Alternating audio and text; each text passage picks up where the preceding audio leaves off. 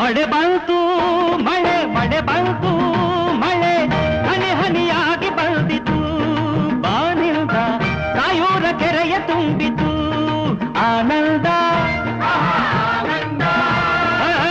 ಕಾಯೂರ ಕೆರೆಯ ತುಂಬಿತು ಮಳೆ ಬಂತು ಮಳೆ ಮಳೆ ಬಂತು ಮಳೆ ಹನಿ ಹನಿಯಾಗಿ ಬಂದಿತು